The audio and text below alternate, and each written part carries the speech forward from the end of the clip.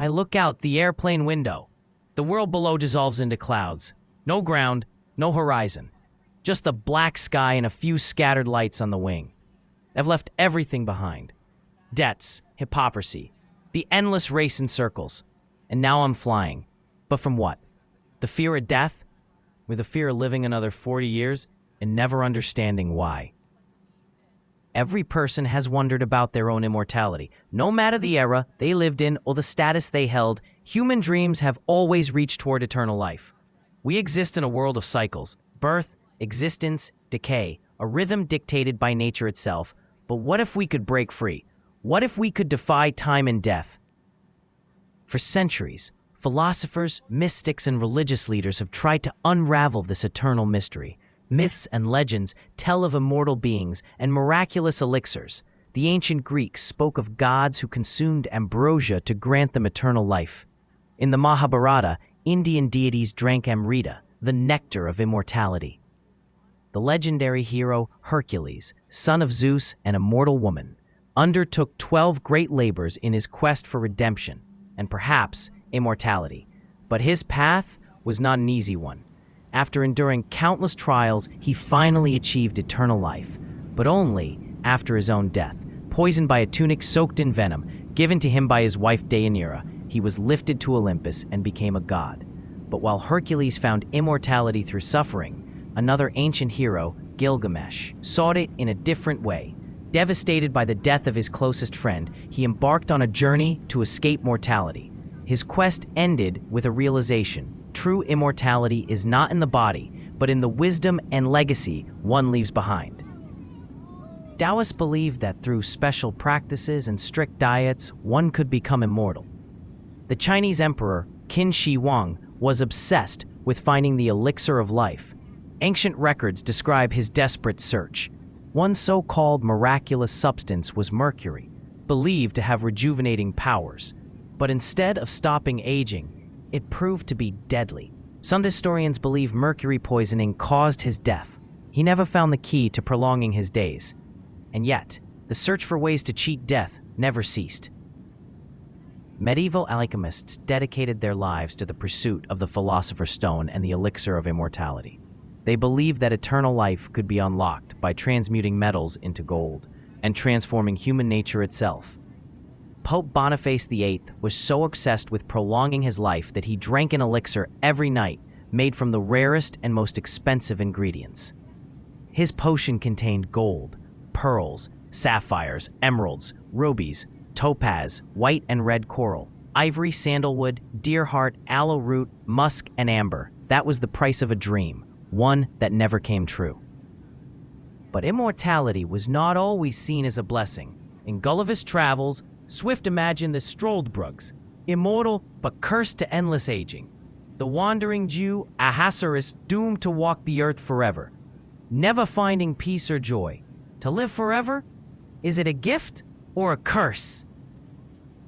What drives humanity on this relentless quest? The desire for eternal life or the fear of death?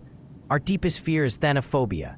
It begins in childhood and follows us, shaping anxieties and obsessions. But can we overcome this fear? Is there another kind of immortality? Modern science is still searching. Genetics, organ transplants, AI, cryonics. None can promise eternity. Billionaires spend fortunes trying to stop aging. John Baudrillard wrote, "The denial of death is the ultimate fantasy of our civilization." We accumulate wealth. We wait for salvation. We invest in genetic research, all to escape the inevitable. The airplane trembles, passing through turbulence. I don't know what awaits me when we land.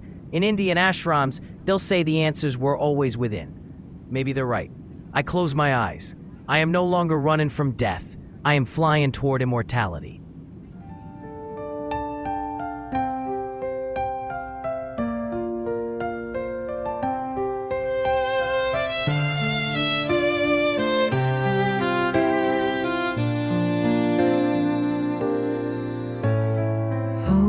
Ocean wind carries whispers at night. Waves hum secrets in the pale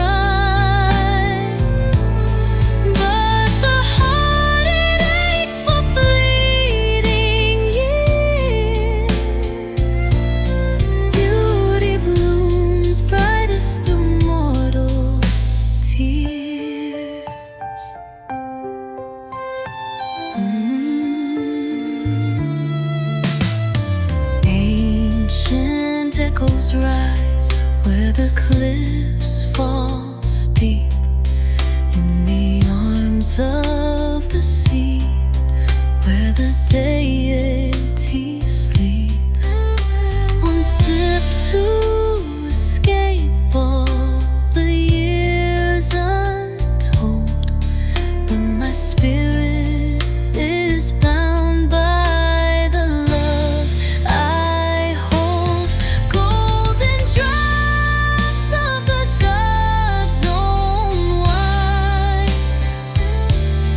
Immortality calls through the salt lace brine. Still I linger in this fading grace, for time's cruel touch leaves the sweetest trace.